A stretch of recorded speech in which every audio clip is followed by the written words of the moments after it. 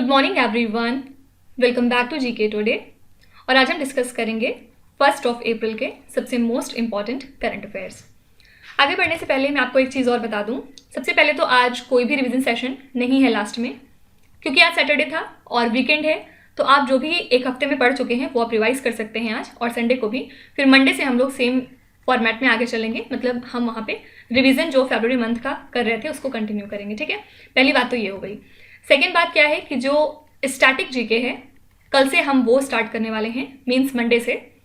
तो अभी तक हम सिर्फ करंट अफेयर्स कर रहे थे और साथ साथ अब हम एक अलग सेशन स्टैटिक का भी स्टार्ट करेंगे। ठीक है, इसमें बेसिकली हर सब्जेक्ट से क्वेश्चन रहेंगे, हिस्ट्री, पॉलिटी, साइंस एट्सेट्रा। फिर हिस्ट्री में भी जो एंशियंट, मॉडर्न, मिडीवल ये सब रहता है, सब कुछ हम लोग कैसे करेंगे ये मैं आपको मंडे को अच्छे से एक्सप्लेन करूंगी जब हम लोग स्टैटिक का सेशन अपना शुरू करेंगे तब। ठीक है, तो ये एक गुड न्यूज़ है और मैं इसके लिए बहुत ज़्यादा एक्साइटेड हूँ। बहुत दिन से कमेंट्स आ रहे थे कि आप स्टैटिक भी स्टार्ट करिए, आप दोनों चीज़ें साथ में लेके चलना चाहते हैं।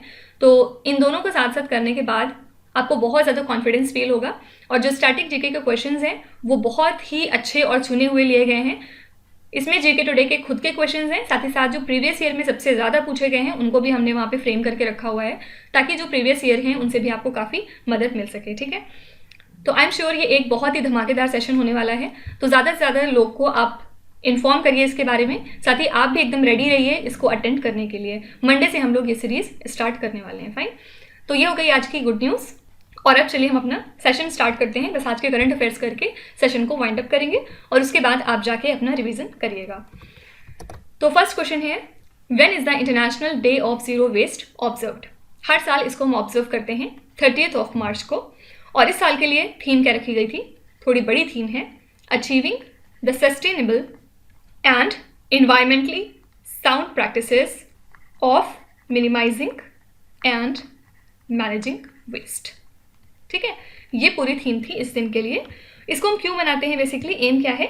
सस्टेनेबल कंजम्पशन और प्रोडक्शन को बेसिकली प्रमोट करना, कि किस तरह से जो एक शिफ्ट देखा जा रहा है जीरो वेस्ट इनिशिएटिव की तरफ, वो कंट्रीब्यूट करते हैं हमारे 2030 एजेंडा फॉर सस्टेनेबल डेवलपमेंट को मीट करने में। ठीक है, तो इस क्वेश्चन से बस दो चीज़ें आपसे पूछी जा सकती हैं।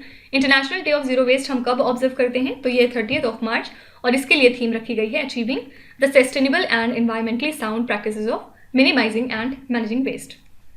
इसके अलावा यूनिवर्सल एक्सेप्टेंस डे कब ऑब्जर्व करते हैं हम, आपको ये बताना है। तो हर साल यूनिवर्सल एक्सेप्टेंस डे हम 28 मार्च को सेलिब्रेट करते हैं। और याद रखिएगा, इंडिया जो है ये फ्लैग बेयरर है इस साल टू प्रमोट यूनिवर्सल एक्सेप्टेंस। किस चीज़ में? डिजिटल इंक्लूजन की फील्ड में।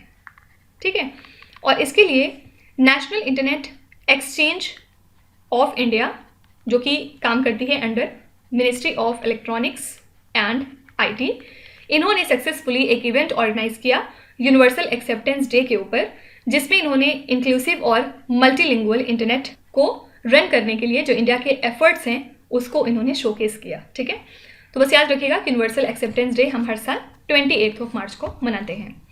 इसके अलावा एक बहुत फेमस डे है जो बार बार एग्जाम में पूछा जाता है, ये है वर्ल्ड वाटर डे। इसको हर साल हम मनाते हैं 22 मार्च को।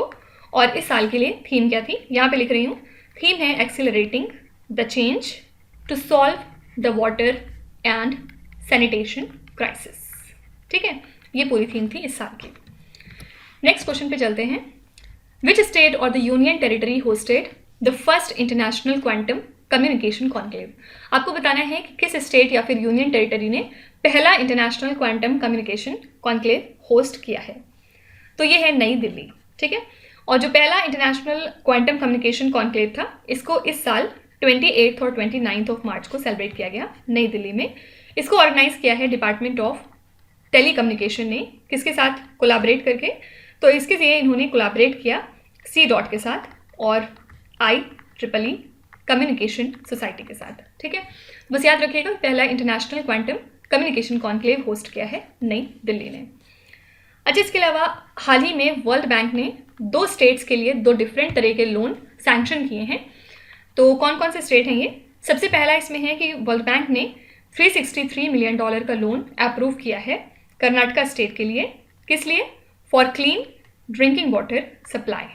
ठीक है, और सेकेंड लोन जो इन्होंने अप्रूव किया है वो है $108 मिलियन का। ये इन्होंने अप्रूव किया है असम स्टेट के लिए, इनके फ्लड मैनेजमेंट प्रोजेक्ट के लिए। फाइन। तो ये 2 तरह के डिफरेंट लोन हैं जो हाल ही में वर्ल्ड बैंक ने सैंक्शन किए हैं। और इसके अलावा तमिलनाडु का जो हाल ही में 18th वाइल्ड लाइफ सेंचुरी है, जो काफ़ी ज़्यादा न्यूज़ में भी था आजकल, इसका नाम क्या है? डेफिनेटली आपसे एग्जाम में पूछा जा सकता है, तो इनका नाम हमेशा याद रखिएगा, ये है थंथाई पेरियार वाइल्ड लाइफ सेंचुरी। ये तमिलनाडु की 18th वाइल्ड लाइफ सेंचुरी बन चुकी है। क्या बता सकते हैं कि ये तमिलनाडु के कौन से डिस्ट्रिक्ट में लाई करती है? नेक्स्ट क्वेश्चन है, nationwide artificial insemination programme is being implemented under which scheme? आपको बताना है कि ये जो प्रोग्राम है ये किस स्कीम के अंदर में इम्प्लीमेंट होता है।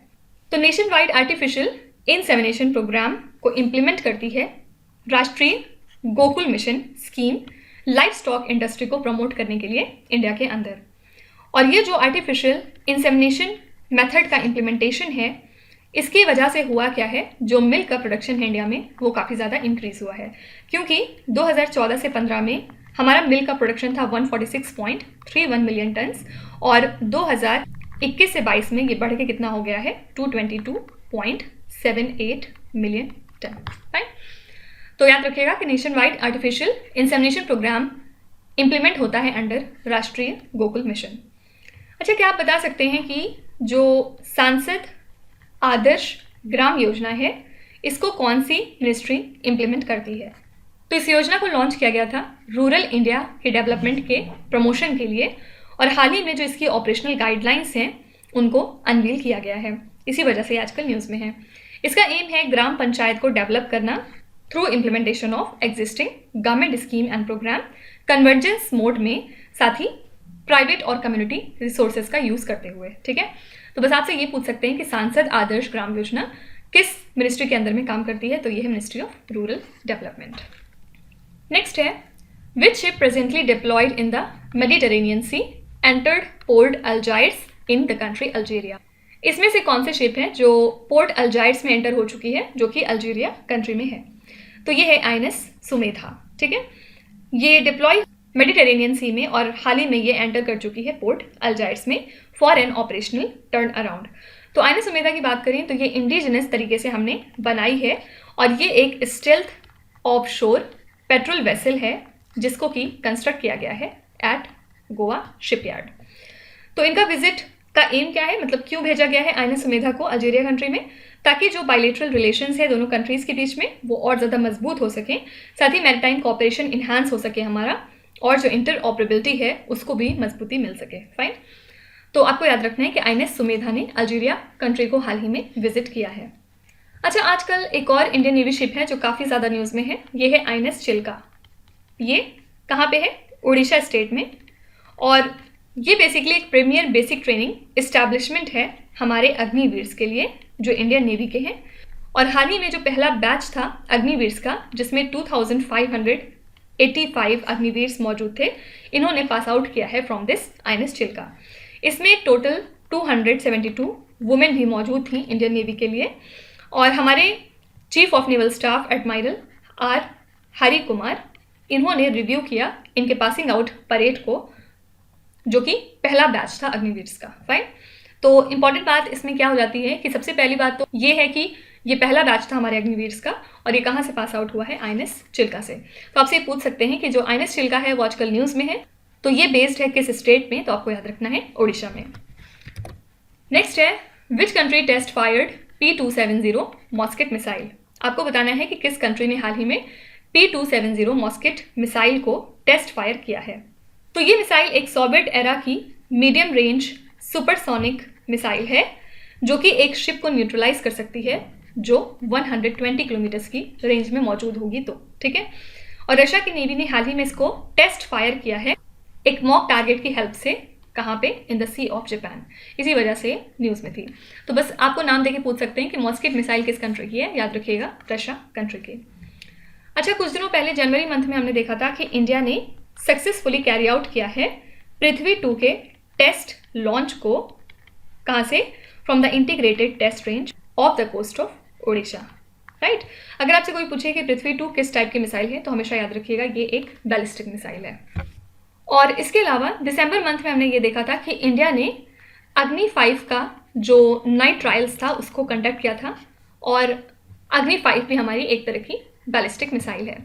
अच्छा, वही अगर हम ब्रह्मोस मिसाइल की बात करें तो ब्रह्मोस से कौन सी दो कंट्रीज सबसे पहले एसोसिएटेड हैं? तो ये बनाई है इंडिया और रशिया ने।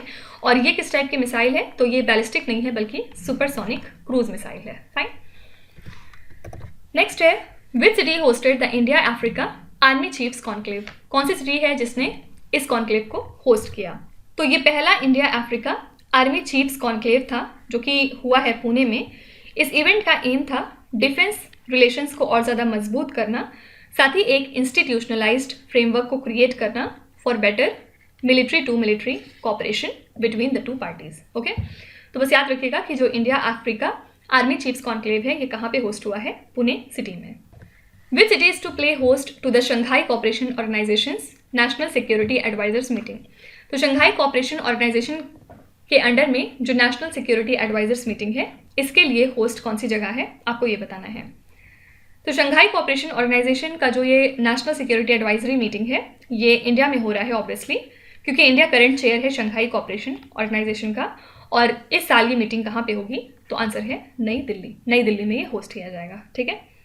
अच्छा, कुछ इनिशिएटिव अगर यहाँ पे देखें तो मुख्यमंत्री वृक्ष संपदा योजना किस स्टेट की है आपको बताना है। किस स्टेट की स्कीम है आपको ये बताना है। तो ये है छत्तीसगढ़ स्टेट गवर्नमेंट की। इसका एम है ट्री प्लांटेशन को प्रमोट करना स्टेट में बाय प्रोवाइडिंग फाइनेंशियल असिस्टेंस वहाँ के फार्मर्स और लैंड ओनर्स को। ठीक है, तो सिंपली आपसे ये पूछा जाएगा कि ये योजना कौन से स्टेट की है, तो आपको याद रखना है छत्तीसगढ़ स्टेट की। इसके अलावा एक कैंपेन रन हुआ था जिसका नाम है हील इन इंडिया, और ये इनिशिएटिव किसका है? Ministry of health and family welfare का। किसके साथ मिलकर? मिनिस्ट्री ऑफ आयुष के साथ। और इसका एम है मेडिकल टूरिज्म को कंट्री में बहुत ज़्यादा प्रमोट करना। फाइन। नेक्स्ट है, which city is the host of the G20 infrastructure working summit? आपको बताना है कि इस समिट के लिए कौन सी सिटी है जो होस्ट है। तो G20 की जो इंफ्रास्ट्रक्चर वर्किंग समिट है ये हो रही है विशाखापट्टनम आंध्र प्रदेश में, और ये 3 दिन की मीटिंग है जिसमें पार्टिसिपेशन देखा जाएगा from G20 member countries, European union, और इसमें अदर भी इन्वाइटीज मौजूद रहेंगे। तो जो भी मीटिंग्स G20 के अंडर में हो रही हैं ये काफ़ी ज़्यादा इंपॉर्टेंट है आपके एग्जाम के लिए। याद रखिएगा G20 की जो इंफ्रास्ट्रक्चर वर्किंग समिट है इसके लिए होस्ट है विशाखापट्टनम। आप भूल भी जाएंगे तो अगले 2-3 दिन मैं इसको बहुत बार रिवाइज कराऊंगी, तो डोंट वरी, आपको याद हो जाएगा। कुछ इंपॉर्टेंट होस्ट अगर हम देखें तो जो इंडिया एनर्जी वीक 2023 है इसके लिए होस्ट है कर्नाटका। ठीक है। फिर जो टेक्नोटेक्स हुआ था, टेक्नोटेक्स 2023, ये कौन सी सिटी ने होस्ट किया था? ये हुआ था मुंबई में, राइट। फिर इसके अलावा जो वर्ल्ड इकोनॉमिक फोरम का ग्लोबल फ्यूचर काउंसिल 2023 है इसको होस्ट किया था दुबई में। ठीक है। नेक्स्ट क्वेश्चन है, what is the rate of interest announced for the महिला सम्मान सेविंग सर्टिफिकेट स्कीम? जो महिला सम्मान सेविंग सर्टिफिकेट स्कीम है आपको बताना है कि इसके लिए रेट ऑफ इंटरेस्ट कितना रखा गया है। तो हाल ही में जो महिला सम्मान सेविंग सर्टिफिकेट स्कीम है इसको यूनियन बजट 2023 से 24 में अनाउंस किया गया, और हमारे union minister of state for finance ने अनाउंस किया कि ये स्कीम को इस साल ही स्टार्ट कर दिया जाएगा। बेसिकली ये एक डिपॉजिट फैसिलिटी है जिसमें आप 2 लाख रुपए किसी भी वुमेन या चाइल्ड के नाम से डिपॉजिट कर सकते हैं अगले 2 सालों के लिए, और इसको अनाउंस किया गया है कि इसके लिए इंटरेस्ट कितना रखा जाएगा? 7.5%। फाइन। तो जो महिला सम्मान सेविंग सर्टिफिकेट स्कीम है उसके लिए रेट ऑफ इंटरेस्ट रखा गया है 7.5% का। अच्छा, as per the central board of trustees of EPFO मतलब एम्प्लॉयज़ प्रोविडेंट फंड ऑर्गेनाइजेशन, आपको बताना है कि इसमें इंटरेस्ट रेट कितना रखा गया है प्रोविडेंट फंड डिपॉजिट्स पे फॉर 2023 टू 24।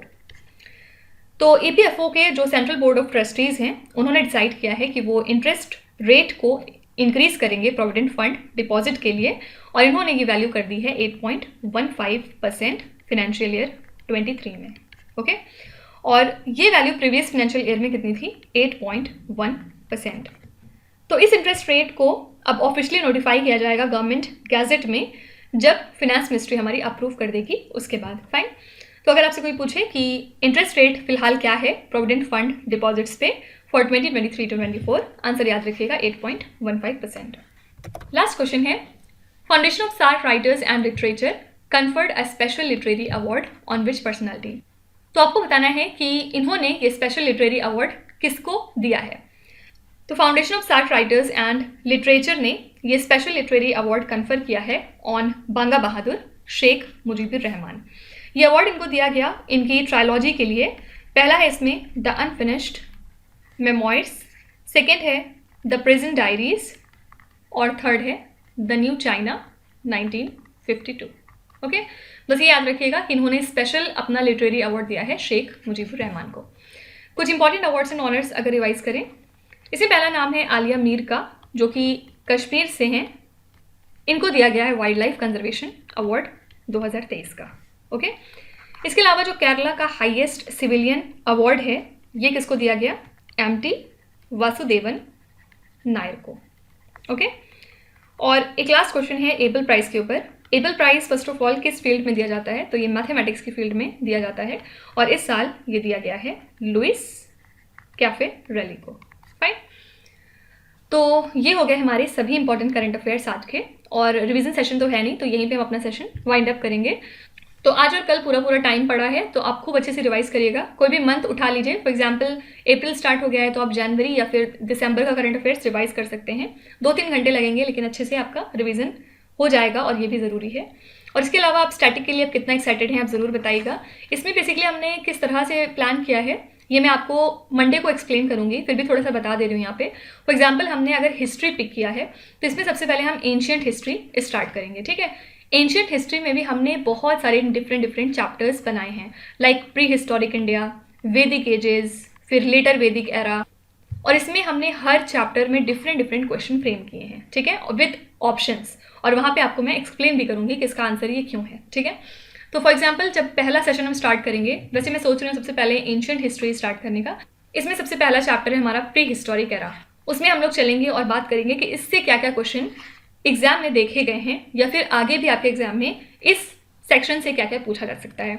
तो हम लोग पूरा 360 डिग्री एंगल कवर करते हुए चलेंगे हर चैप्टर का, और इसके बाद ट्रस्ट में कुछ भी नहीं बचता है, ठीक है। तो मैं तो बहुत ज़्यादा एक्साइटेड हूँ इसको पढ़ाने के लिए, और आप भी मुझे कमेंट्स में ज़रूर बताइएगा कि आप कितना एक्साइटेड फील कर रहे हैं स्टैटिक शुरू करने के लिए। और प्लीज़ प्लीज़ प्लीज़ इसको खूब ज़्यादा शेयर करिए अपने फ्रेंड्स में, अपने कलीग्स में, जहाँ भी पॉसिबल हो, सबको बेनिफिट इसका पहुँचाइए। तो विद दिस नोट चलिए आपकी क्विज की तरफ चलते हैं। ये 5 क्वेश्चन हैं जिनको आपको ध्यान से पढ़ना है और इसका जवाब आपको कमेंट्स में लिखना है। तो यहाँ पे वीडियो को पॉज करिए, एक एक करके ध्यान से क्वेश्चन को पढ़िए। जो भी आपको आते हैं वेल एंड गुड, और जो नहीं आते कोई भी बात नहीं, विथ टाइम डेफिनेटली आपका स्कोर इंप्रूव करेगा। बस आपको कंसिस्टेंट और परसिस्टेंट रहने की ज़रूरत है। So that's it for today. I hope you have like the session. आज का सेशन आपको कैसा लगा ज़रूर बताइएगा कमेंट्स में। साथ ही साथ आपका कोई भी रिव्यू है, फीडबैक है या फिर सजेशन है, तो वो भी आप हमें बता सकते हैं। हमें जानकर खुशी होगी और हम पूरी कोशिश करेंगे उसको इम्प्लीमेंट करने की।